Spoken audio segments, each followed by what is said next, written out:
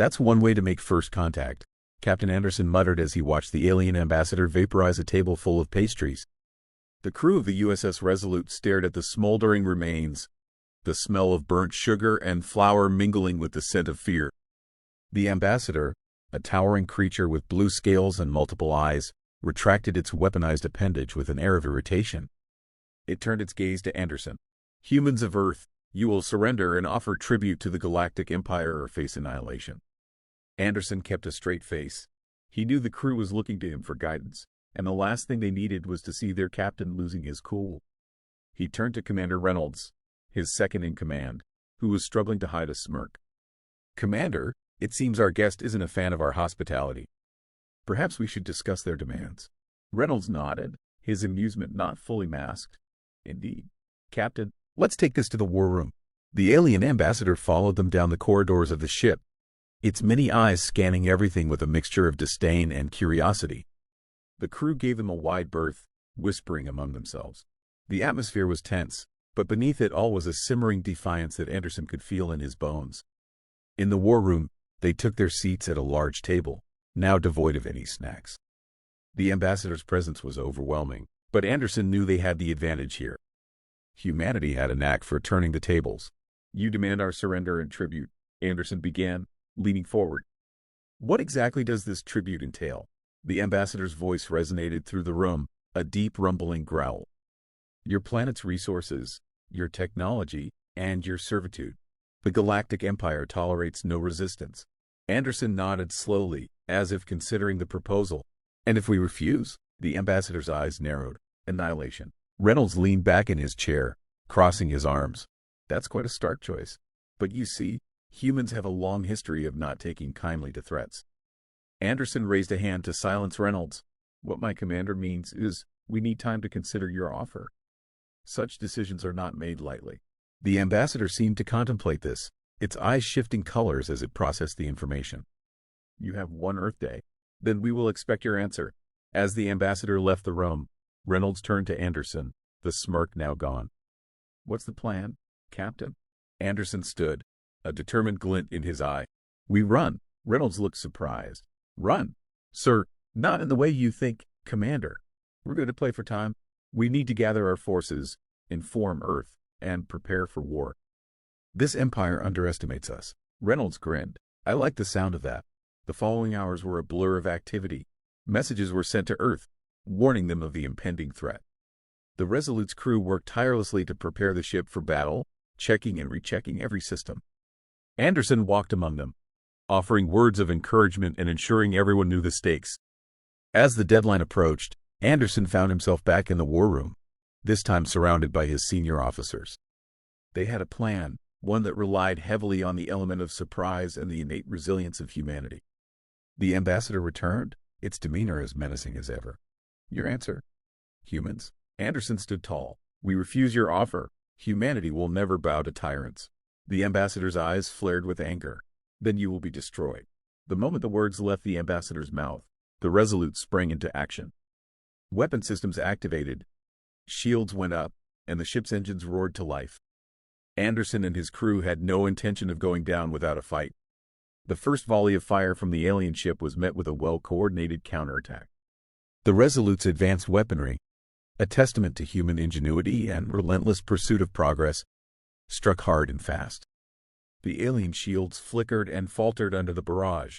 "Keep firing," Anderson commanded, his voice steady despite the chaos.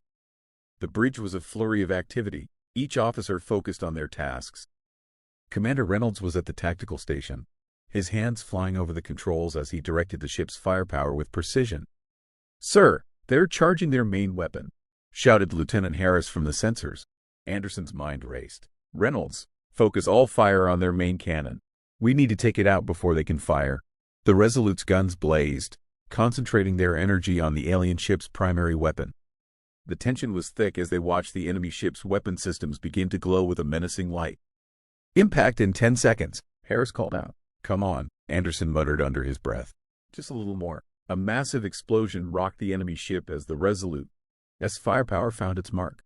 The alien vessel shuddered, its main weapon going dark.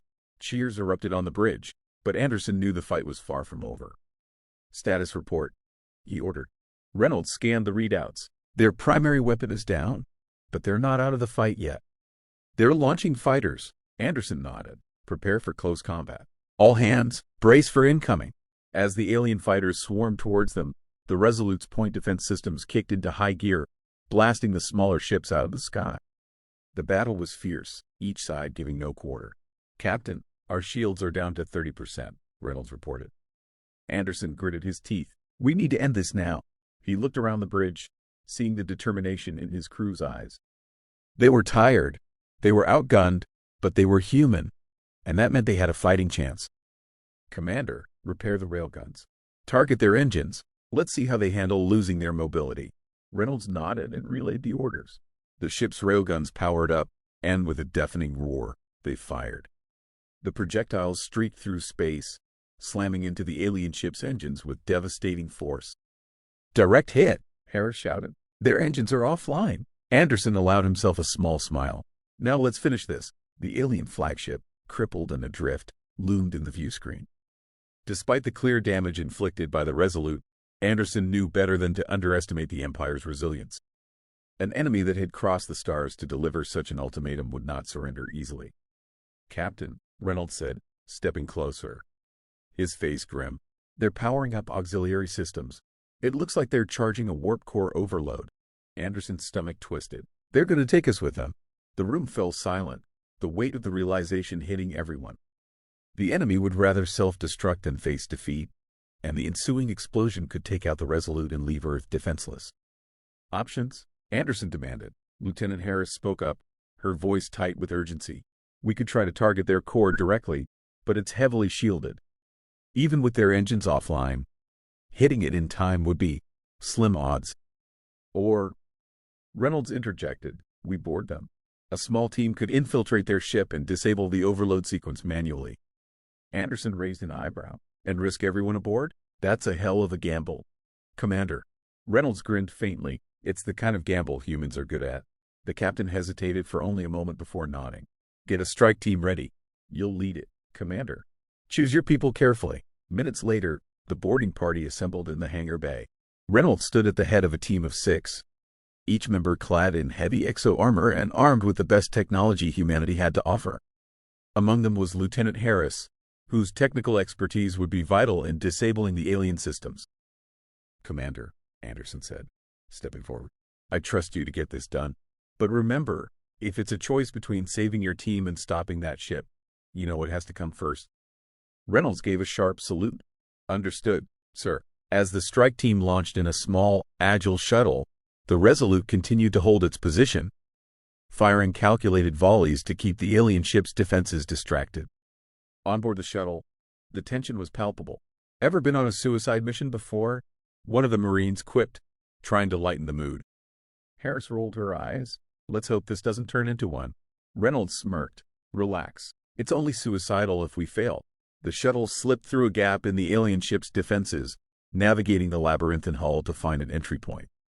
Once docked, the team breached the airlock, entering a dark, humming corridor that felt more like a living organism than a spaceship. Strange biomechanical walls pulsed faintly, and an eerie light filled the space. Stay sharp, Reynolds ordered. We've got limited time, and this place is probably crawling with hostiles. The team moved swiftly, encountering resistance almost immediately. Alien soldiers, smaller but faster than the ambassador, attacked with brutal efficiency. The humans held their ground, their advanced weaponry carving a path through the opposition. Each skirmish brought them closer to the ship's core, but it was clear the aliens were buying time, delaying them for as long as possible. At last, they reached the reactor chamber. The air was thick with heat and the acrid tang of energy. Harris moved to a console, her fingers flying across the alien interface as she worked to decipher the controls. How long? Reynolds barked, covering her from behind a piece of wreckage. 5 minutes if I don't make a mistake. 10 if I do, she replied, sweat beading on her forehead. We don't have 10. The aliens seemed to sense this, redoubling their efforts. The chamber became a war zone as the strike team fought off wave after wave of attackers. Each second felt like an eternity, but Harris finally let out a triumphant shout. I've got it! The overload sequence is disabled. Good work, Reynolds said, turning to the team. Now let's get out of here. But as they began their retreat, the ground beneath them trembled. A deafening roar echoed through the chamber, and a massive alien figure emerged. A warlord, by the looks of it, clad in intricate armor and bristling with weapons. You dare defy the Empire? It snarled, its voice reverberating through the walls. You will die here, insects.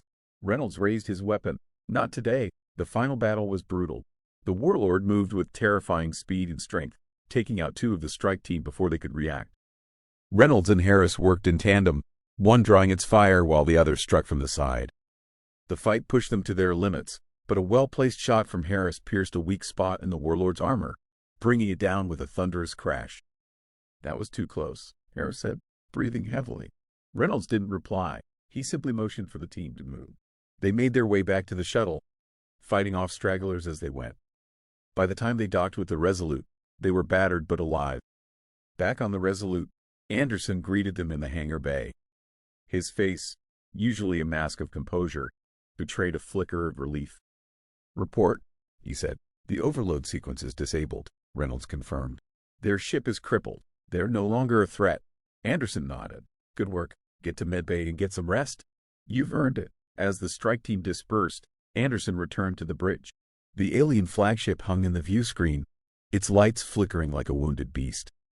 A transmission came through, a garbled message from the alien ambassador, its tone desperate. Humans, you have proven formidable. Perhaps negotiation is possible. Anderson smiled grimly. Now you want to talk? Open a channel. The battle was over, but the war was just beginning. Humanity had sent its message loud and clear. Earth would not bow to the Galactic Empire. Whatever came next, they would face it together, as they always had, defiant, resourceful, and unyielding. Anderson leaned back in his chair, a faint smile on his lips. Let's see what they have to say. The crew of the Resolute cheered. For now, they had won. For now, Earth was safe. But the stars still held their secrets and their dangers.